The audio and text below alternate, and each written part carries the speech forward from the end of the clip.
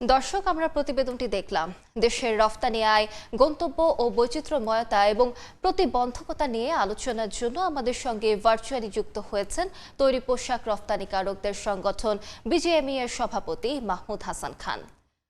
জনাব মাহমুদ হাসান খান, আপনাকে এই সময়ের বাণিজ্যে স্বাগত। ধন্যবাদ। প্রথমে যে বিষয়টিতে আলোকপাত করতে চাই যে গত অর্থ বছরে তো যে রপ্তানি আয় ছিল তা কমেছিল, কিন্তু এই অর্থ বছরে আমরা যদি তা তুলনামূলকভাবে বাড়াতে চাই সেক্ষেত্রে আমরা কি কি উদ্যোগ গ্রহণ করতে পারি বলে আপনি মনে করেন?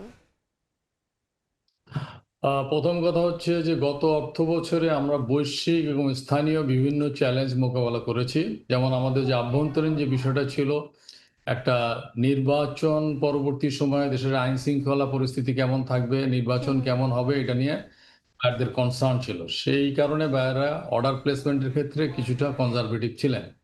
আমাদের জ্বালানি সমস্যা তখনও ছিল, এখনো আছে। আর আন্তর্জাতিকভাবে যে সমস্যাটা আমরা ফেস করেছি সেটা হচ্ছে, আপনারা জানেন যে ইরান এবং ইউএসএ যে কনফ্লিক্ট, এটাও আমাদের ব্যবসাকে ইম্প্যাক্ট করেছে। জি। এর বাইরে ট্যারিফ নিয়ে একটা আনসার্টেনিটি ছিল, এবং ট্যারিফ কি হবে বাংলাদেশের জন্য, সেই আনসার্টেনিটির কারণেও বায়াররা হেজিটেট ছিলেন যে অর্ডার প্লেস কতটুক করবেন কতটুক করবেন না। এই চ্যালেঞ্জগুলো গত অর্থ বছরে ছিল। আমরা এক্সপেক্ট করতেছি যে আগামী অর্থ বছরে অন্তত আমাদের আভ্যন্তরীণ যে চ্যালেঞ্জ সেটা তো নাই, এবং আইন শৃঙ্খলা পরিস্থিতির ক্রমান্বয়ে উন্নতি হচ্ছে, এবং নির্বাচন পরবর্তী সময়ে নতুন সরকার দায়িত্ব নেওয়ার পরে একটা প্রো বিজনেস বাজেট দিয়েছে, এবং আমাদের জন্য সবচেয়ে বড় যে চ্যালেঞ্জ, জ্বালানি সমস্যার সমাধান করার চেষ্টা করছেন। যদি জি, এই যে জ্বালানি আনসার্টেনিটির কথা আপনি বলছেন, বিশ্ববাজারে তো এর প্রভাব পড়ছে। তো এর ফলে আসলে আমাদের দেশের কি পণ্যের চাহিদা কমছে কিনা বিশ্ববাজারে, আপনি কি মনে করেন? বৈশ্বিক চাহিদা কমেছে, আমাদেরও চাহিদাও কমে গেছে। এই জন্যই গত বছর আমাদের রপ্তানিতে আপনার ১.640 আপনার কমে গেছে রপ্তানি, ঠিক জি। আছে? সেই চ্যালেঞ্জ বিশ্বব্যাপী আছে। আমরা আশা করছি যে আগামী অর্থ বছরে আমরা এই চ্যালেঞ্জটা ফেস করব না, এবং আগামী অর্থ বছরে ভালো করব যদি আমাদের জ্বালানি সমস্যার সমাধান করা যায়। এক্ষেত্রে রপ্তানি আয়ের ক্ষেত্রে কোন দেশগুলো এগিয়ে আছে, আর তারা কেনই বা এগিয়ে আছে আপনি কি মনে করেন? রপ্তানি আয়ের ক্ষেত্রে ভারত এগিয়ে আছে, পাকিস্তান এগিয়ে আছে। তারা এগিয়ে আছে কারণ হচ্ছে তাদের নিজস্ব র মেটেরিয়াল আছে। যেমন পাকিস্তানের কটন আছে, কটন বেস প্রোডাক্ট, ডেনিম, আপনার হোম টেক্সটাইল, তারপরে কটন বেস হুডি, এগুলা তারা ভালো করছে, যেই প্রোডাক্টগুলো আমাদের ছিল, এখনো আছে। ইন্ডিয়া ভালো করছে আপনার cotton base product, T shirt বা অন্যান্য জায়গায় তারা ফোকাস করেছে, কারণ তাদের র মেটেরিয়াল আছে। এই জায়গাটায় তারা ভালো করছে। এটা হলো আমাদের জন্য সবচেয়ে বড় চ্যালেঞ্জ। তো আমরা ভালো করতে পারবো। আমাদের যে সক্ষমতা আছে সেই সক্ষমতার মাত্র আমরা ৭০-৭৫% ব্যবহার করতে পারছি। বিশেষ করে আমাদের ব্যাকওয়ার্ড লিঙ্কেজ। শুধুমাত্র জ্বালানি সমস্যার কারণে এইটার উৎপাদন সক্ষমতা পূর্ণভাবে ব্যবহার করতে পারছি না। এটা যদি ব্যবহার করতে পারি তাহলে আমাদের এক্সপোর্ট আরো বাড়বে। তাহলে প্রতিযোগিতামূলক বাজারে টিকে থাকতে হলে এই ধরনের পদক্ষেপগুলো নেওয়া উচিত বলে আপনি মনে করেন। আরেকটা বিষয় জানতে চাই যে পণ্যের বহুমুখীকরণের কথা তো বারবারই বলা হচ্ছে, তো ট্রেন্ডের সাথে আমরা তাল মিলে কি আসলে চলতে পারছি? আমরা কি পণ্যের বহুমুখীকরণ করতে পারছি? আপনি কি মনে করেন কতটা সক্ষম আমরা? আহ, কিছুটা পারছি, কিছুটা পারছি না। আমরা ধরেন পণ্যের বহুমুখীকরণ যদি করতে চাই তাহলে আমাদের যেমন কটন বেস প্রোডাক্ট যেটা আছে সেটাতেও করতে হবে, আবার আমাদের ম্যানমেড ফাইবার নিয়ে কাজ করতে হবে। ম্যানমেড ফাইবারের যে বড় অংশটা সেটা হচ্ছে যে পলেস্টার বা নাইলন ফিলামেন্ট ইয়ার্ন। সেই ফিলামেন্ট ইয়ার্ন আমরা তৈরি করতে পারি না। এটা আমাদের জি। জন্য ভারত এবং চীনের উপর নির্ভরতা এখন আর রয়ে গেছে। সো সেইটা করতে হলেও আবারও আগের জায়গায় ফিরে আসতে হবে। আমাদের কোয়ালিটি ইলেকট্রিসিটি এবং জ্বালানি লাগবে, তাহলেই আমরা কিন্তু এই ফিলামেন্ট তৈরি করতে পারবো। এটা একটা কারণ। এর বাইরে আমরা এক সময় বিজনেসটা করতাম, সেটা হচ্ছে হলো মোস্টলি টেলারিং করতাম, কিন্তু এখন আমাদের অনেকগুলা প্রতিষ্ঠানের নিজস্ব ডিজাইন হাউস তৈরি হয়েছে, যেটার ফলাফল আমরা পাওয়া শুরু করেছি। তো এইটা ক্রমান্বয়ে বাড়াইতে হবে। শুধুমাত্র টেইলারিং করে এই শিল্প বেশি দিন টিকে থাকবে না, বা প্রতিযোগিতায় আমরা টিকতে পারবো না। আমাদের নিজস্ব, যেটা বললেন, পণ্যের বৈচিত্র্য থাকতে হবে, জি। নিজস্ব ডিজাইন হাউস থাকতে হবে, সেই অনুযায়ী আমাদেরকে কাজ করতে হবে। সেটা শুরু হয়েছে। প্রায় ২১০টা ফ্যাক্টরিতে নিজস্ব ডিজাইন হাউস আছে আমাদের, এটা জি। আরো বাড়াতে হবে। আমাদের দেশ তো রপ্তানির ক্ষেত্রে অনেক বেশি পোশাক শিল্পের উপর নির্ভরশীল, একটি শিল্পের উপরে নির্ভরশীল। এক্ষেত্রে আমরা নির্ভরশীলতা কমাতে কি করতে পারি? এটা খুবই চ্যালেঞ্জিং, এটা হওয়া উচিত না।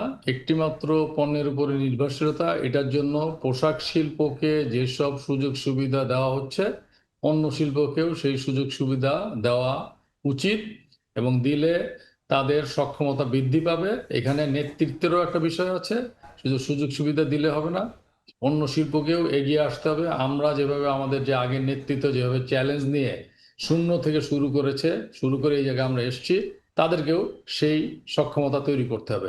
আর বিষয়টা এমন না তো, অন্য শিল্পে যদি সুযোগ সুবিধা দেওয়া হয়, এমনও হতে পারে যে আমাদের অনেক উদ্যোক্তা পোশাক শিল্পের বাইরে ওই শিল্পতেও নিজেদেরকে নিয়োজিত করবে। সুতরাং সেক্ষেত্রে আমি মনে করি সম্ভাবনাময় শিল্প কোনগুলো বলে আপনি মনে করেন?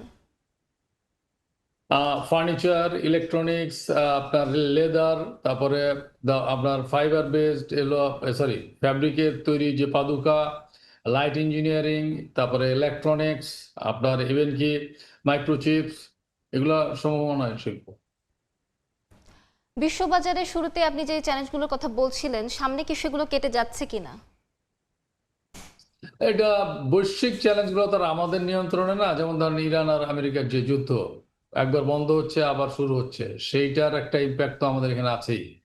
আর আমরা মূলত ফোকাস করতে হবে আমাদের আভ্যন্তরীণ চ্যালেঞ্জগুলা, যেখানে আমাদের ধরেন পোর্টের ইফিসিয়েন্সি বাড়ানো, ঢাকা চিটাং রোডটা এক্সপ্রেসওয়ে করা যত দ্রুত করা যায়, আবারও বলছি জ্বালানি সমস্যার সমাধান যত দ্রুত করা যায়, এগুলো আমাদের নিয়ন্ত্রণে আছে, এগুলো আমরা চাইলে দ্রুত করতে পারি। আর বৈশ্বিক চ্যালেঞ্জ তো বৈশ্বিক চ্যালেঞ্জ, এখানে তো আমাদের কোনো নিয়ন্ত্রণ নাই। আপনাদের ক্রয়াদেশে যে ট্রেন্ড, সেটা কি অবস্থায় আছে? আগামী অর্থ বছর যেটা শুরু হয়ে গেছে জুলাই থেকে, গত অর্থ বছরের মতো বা সামান্য কিছু ভালো আছে, বাট এটাও ডিপেন্ড করে ফ্যাক্টরি টু ফ্যাক্টরি। এখনো যদি বলি এটা স্টিল ফ্ল্যাট, একই রকম আছে। এক্ষেত্রে ব্যাংকগুলো কি সহজ শর্তে ঋণ দিচ্ছে ব্যবসায়ীদেরকে, আপনি কি মনে করেন? দেখেন, ব্যাংকগুলোর সাথে আমাদের যে সম্পর্ক, এটা ব্যাংক এবং কাস্টমার এই সম্পর্কের ভিত্তিতে নির্ধারিত হয়। আমরা যে কাজটা করেছি বা যেটা আমরা পেয়েছি বাংলাদেশ ব্যাংক থেকে, সেটা হচ্ছে এই কিছু কিছু জায়গায় সহজ শর্ত এবং স্বল্প সুদে আমরা কিছু প্যাকেজ পেয়েছি। যেমন আমাদের পিএসসি প্যাকিং ক্রেডিট, যেটা আগে 11% 12% ছিল, সেটা 5% হয়েছে। তারপরে আমাদের যে ইনসেনটিভ পেন্ডিং ছিল, সেগুলো রিলিজ করা হয়েছে। আমাদের যেসব ফ্যাক্টরিগুলো স্ট্রাগল করছিল বা বন্ধ হয়ে গেছে, তাদের চালু করার ব্যাপারে একটা উদ্যোগ নেওয়া হয়েছে। এখন বাংলাদেশ ব্যাংক অর্থাৎ সরকার থেকে নির্দেশনা দিলে ব্যাংকগুলা সাধারণত সেটা ফলো করে এবং অবশ্যই একটা পর্যায়ে যে কাস্টমার এবং ব্যাংকের সম্পর্কের উপরে নির্ভর করে। বন্ধ কারখানা চালু করতে তো সরকার উদ্যোগ নিচ্ছে, কিন্তু যেই কারখানাগুলো ধুঁকছে সেগুলোর ক্ষেত্রে সরকার কোনো পদক্ষেপ নিচ্ছে কিনা? একই প্যাকেজের আওতায় প্রথমে সরকারের উদ্যোগ ছিল শুধুমাত্র বন্ধ ফ্যাক্টরি চালু করার ক্ষেত্রে প্যাকেজ ঘোষণা। আমাদের উদ্যোগের ফলে একই প্যাকেজে বন্ধ কারখানার সাথে সাথে চলমান যেসব ফ্যাক্টরি, যেটা বললেন আপনি, ধুঁকছে বা সংকটময় অবস্থায় আছে, তাদেরকেও এই প্যাকেজের আওতায় আনা হয়েছে। ব্যবসা সহযোগীকরণের ক্ষেত্রে এনবিআর কি ধরনের পদক্ষেপ নিচ্ছে বলে আপনি মনে করেন? তারা আসলে সহায়তা করছে কতটুকু? এটা খুব চ্যালেঞ্জিং। এনবিআর এর কাছ থেকে যেসব সহায়তা পাওয়ার কথা, আমাদের যে এক্সপেক্টেড লেভেল, সেই জায়গায় এখনো পৌঁছানো যায়নি। এখানে এখনো লাল ফিতার দৌরত্ব রয়ে গেছে। আমরা আশা করব এটা ক্রমান্বয়ে উন্নতি হবে, কারণ অর্থমন্ত্রী বারবার বলছেন ডিরেগুলেশন, এই ডিরেগুলেশন রিয়েলি হইতে হবে এবং সেটা এনবিআর থেকেই শুরু করতে হবে। বিদেশি ঋণের সুযোগ কতটা থাকছে বলে মনে করছেন? দেখেন, বিদেশি ঋণ তো এটা হলো নির্ভর করে আমরা যেসব ব্যাংকের সাথে কাজ করি তাদের মাধ্যমে। যে কোনো শিল্প সরাসরি কোনো বিদেশি ঋণ পায় না। এটা আইএফসি বলেন, জাইকা বলেন, এখান থেকে যে ফান্ডগুলো আসে রাউটেড হয় থ্রু যে কোনো কমার্শিয়াল ব্যাংক। সেই সুযোগটা আগেও ছিল, এখনো আছে। কিন্তু এই বিদেশি ঋণের সুদের হার ওঠানামা করে কান্ট্রি রেটিং এর উপরে। বাংলাদেশের বিগত সময় ব্যাংকিং খাতে যে হলো বিভিন্ন ধরনের অনিয়ম হয়েছে, সেই অনিয়মের কারণে কান্ট্রি রেটিং কমে গেছে। কান্ট্রি রেটিং যখন কমে যায় তখন কিন্তু সুদের হার বেড়ে যায়। তো এই সুযোগটা আছে এবং এটাও নির্ভর করে নির্দিষ্ট কোম্পানির উপরে, দেশের রেটিং এর উপরে, এবং সব ব্যাংকের মাধ্যমে এটা আসে না। যেসব ব্যাংকের রেটিং ভালো তাদের মাধ্যমে সেই সুযোগটা রয়ে গেছে। বাট এগেইন, বিদেশি ঋণ আর স্থানীয় ঋণ যেটাই বলি না কেন, পুরোটাই নির্ভর করবে সুদের হার কত। সুদের হার যদি উচ্চ হয় তাহলে বিদেশি ঋণ নিয়ে তো লাভ হবে না। এটি বাড়ানোর জন্য যা করা দরকার ব্যাংকগুলো কি তা করছে? ব্যাংক রেটিং বাড়ানোর জন্য যা করা প্রয়োজন? ব্যাংক রেটিং তো বাড়ানোর জন্য ওই ব্যাংকের ভালো ম্যানেজমেন্ট থাকতে হবে। এটা কান্ট্রি রেটিং নির্ভর করে অনেকগুলো অর্থনৈতিক সূচকের উপরে। সেই সূচকগুলা ভালো থাকলে এটার কান্ট্রি রেটিং ইতিমধ্যে বেড়ে যায়। তো সেটা একটা একটা ভালো জায়গায় ছিল, কিন্তু রিজার্ভ কমে যাওয়ার পরে একটা জায়গায় আবার এই রেটিংটা নেমে গেছে। আশা করি আগামী ১ বছর পরে রেটিংটা ভালো জায়গায় যাবে। যদি অর্থনীতির অন্যান্য সূচক ঠিকমতো কাজ করে। রপ্তানি, আমদানি, আপনার আ এনপিএল এর হার, আ এটা একটা সহনীয় পর্যায়ে আসা, সবকিছু অনেকগুলো সূচক আছে। আপনাকে অসংখ্য ধন্যবাদ আমাদের সঙ্গে যুক্ত হবার জন্য এবং এত ইম্পর্ট্যান্ট গুরুত্বপূর্ণ তথ্যগুলো আমাদের সাথে শেয়ার করার জন্য। আপনাকেও ধন্যবাদ।